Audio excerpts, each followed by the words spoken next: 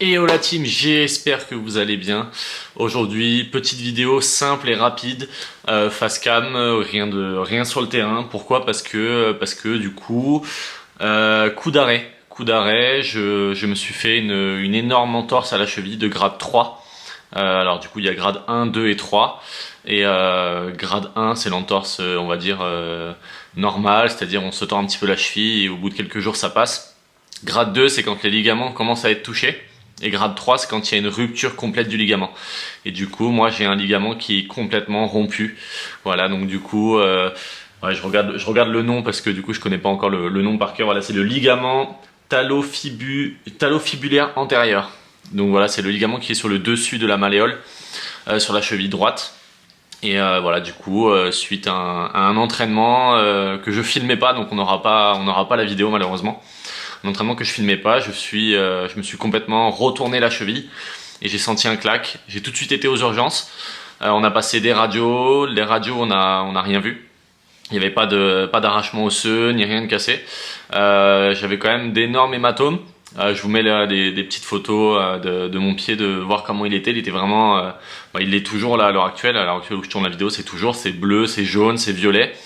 Et voilà, j'avais quand même une écho de contrôle à aller passer justement pour vérifier tout ce qui était ligaments et tendons. Et en allant passer l'écho de contrôle, voilà, on s'est aperçu que du coup le ligament était complètement arraché, complètement cassé en deux.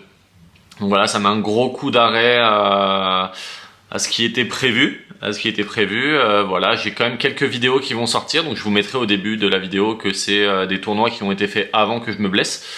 Et heureusement j'en ai quelques-uns d'avance, mais malheureusement là du coup j'ai une grosse attelle à porter pendant au moins 5 semaines, plus après de la rééducation derrière. Donc je sais pas combien de temps ça va prendre. Je pense que je vous filmerai un petit peu quand même la rééducation. Là pour le coup pendant 3-4 semaines il n'y a rien à filmer parce que j'ai juste le pied qui est complètement immobilisé. Donc je n'ai rien à faire. Absolument rien à faire. Je dois juste attendre que ça se répare et puis faire de la rééducation derrière. Donc je pense que je vous filmerai un petit peu la rééducation et on va essayer de faire en sorte que je me rétablisse assez vite, on va dire, parce que du coup on avait quand même beaucoup de projets dans le sport là qui tombent un peu à l'eau, des grosses vidéos que je devais tourner aussi que j'ai dû annuler pour l'instant. Donc ça c'est vraiment dommage. Après malheureusement ça fait aussi partie du jeu. Donc voilà, on va dire que dans mon malheur j'ai un peu de chance, c'est que Alban est chiropracteur pour ceux qui le savent pas. Donc du coup il va pouvoir m'aider sur tout ce qui est récupération, drainage de l'œdème. Il va pouvoir aider aussi au protocole de réhabilitation de ma cheville pour faire en sorte que ça se passe correctement et qu'on puisse reprendre dans de bonnes conditions après. Je pense que ça va être surtout ça l'important, ça va être de laisser là le temps de repos, le temps qu'il faut pour pouvoir que ma cheville se reconsolide un petit peu. Et surtout après bien faire une bonne rééducation pour pouvoir être au top prochainement. Donc voilà la team, c'était juste pour vous prévenir. Du coup, vidéo qui sort quand même samedi. Ce sera du coup une vidéo qui a été tournée avant tout ça.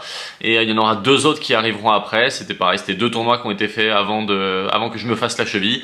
Et du coup on se retrouve très prochainement pour la rééducation de ma cheville. Allez, ciao tout le monde!